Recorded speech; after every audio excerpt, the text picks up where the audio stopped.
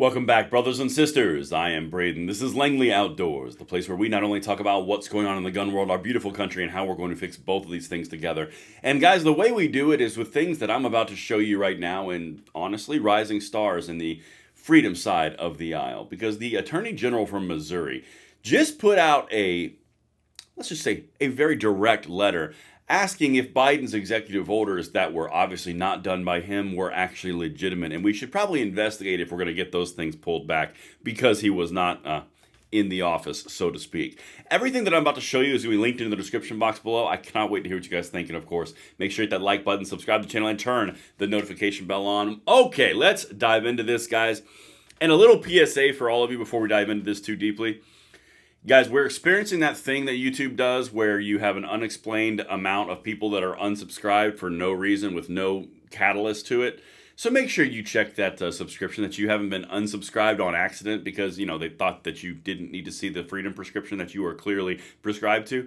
Check it out. Make sure you guys are not being unsubscribed unawares. But let's get into that. Enough of the PSA. What I'm about to show you is what the Missouri Attorney General Andrew Bailey just asked the DOJ to do. Now, before I show you that, let me show you something else that he just did. And this is why I say this guy is a rising star. This is literally from today. Pay up.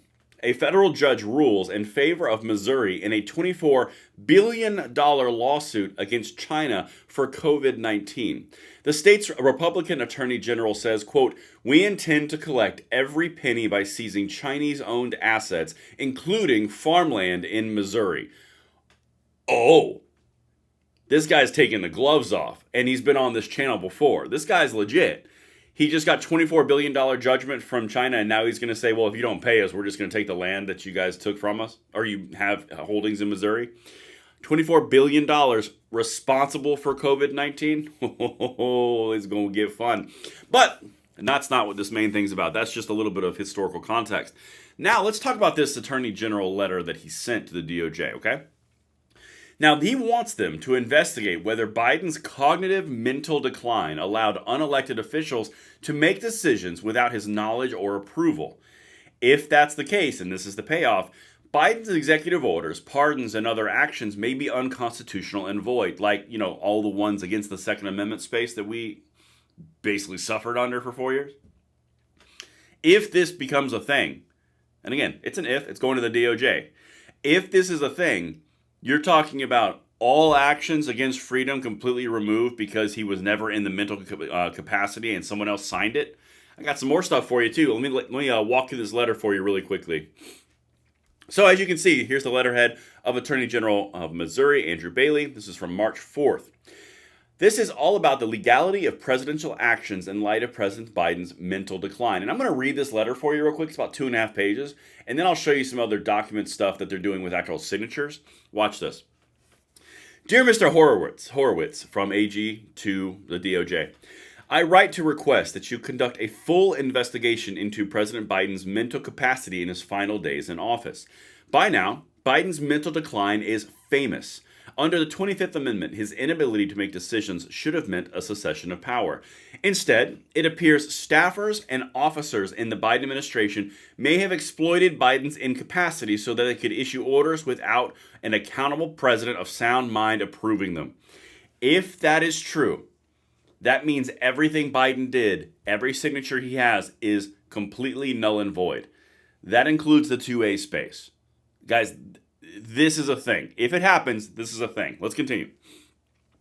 That would explain why the Biden administration's orders were aggressively much further to the left than any previous president. If in fact Biden's staffers were exploiting his mental decline, those orders are null and void. He's just going right after the guts.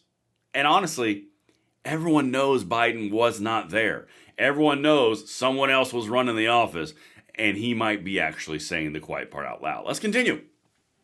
The states need to know because those orders affect us. For example, the Biden White House purported to vacate the death sentences of several convicted murderers who committed their crimes in Missouri. That's where his standing comes in. As the Supreme Court recently held, states like Missouri can criminally try individuals under state law, even if they already were prosecuted under federal law.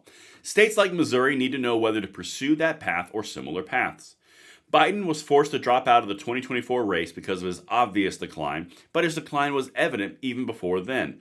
As the Speaker of the House, Mike Johnson, recently reported, Biden did not know what orders he was signing. In January of 2024, when Johnson asked Biden about the moratorium on energy exports to Europe, Johnson asked Biden about a moratorium in Europe. Biden informed Johnson that he thought he had merely signed an order authorizing a study on exports. So it's clear he doesn't know what he was doing. Again, that speaks to the null and the void action of this investigation.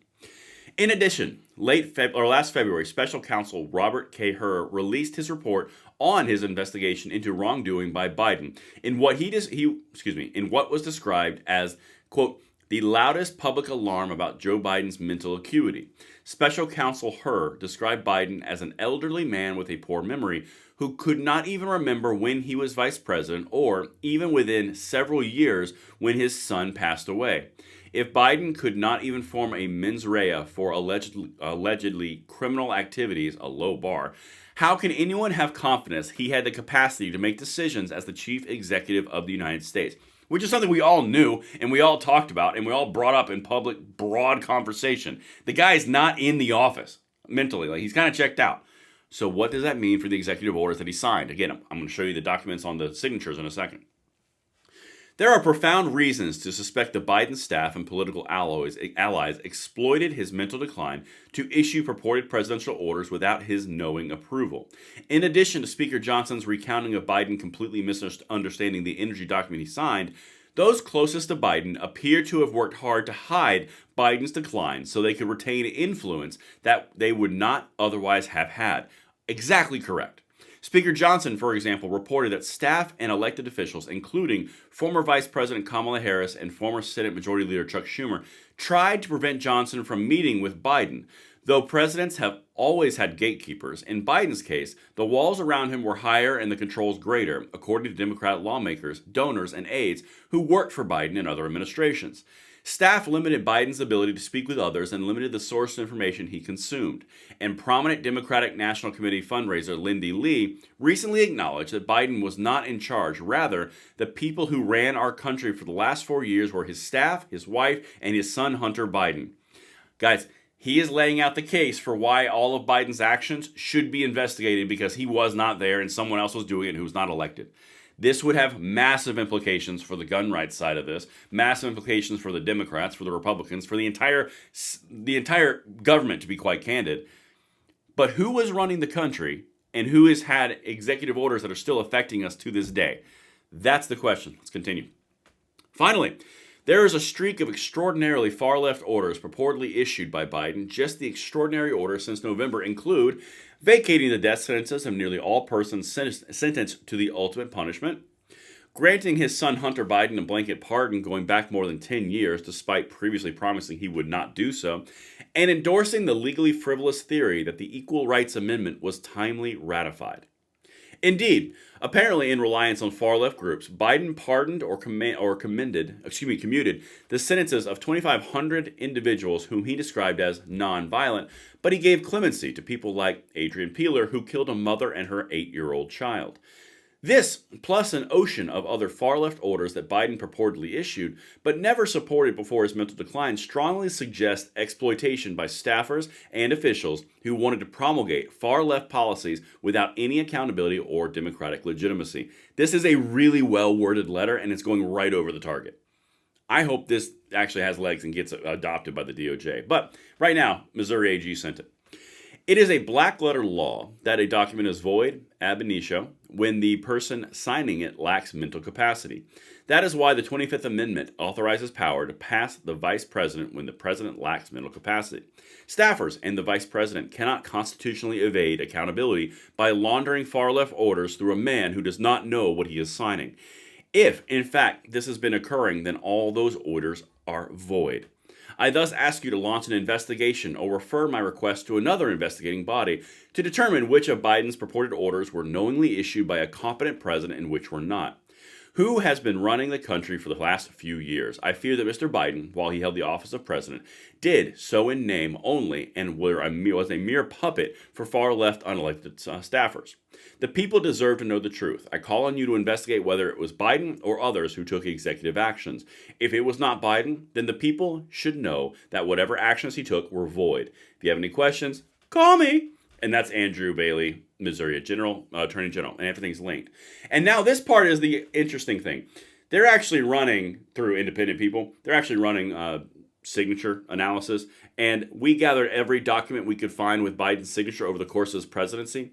All use the same Autopen signature, except for, hold on a second, except for the announcement that the former president was dropping out of the race last year. That's it's an auto sign. It's a copy paste.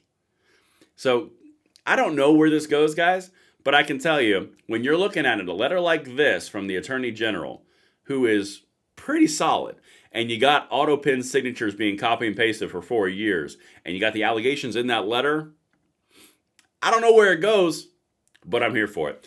Let me know what you guys think in the comments below, because obviously, was this real or not real? And make sure YouTube did not unsubscribe you. I'll see you in the next one.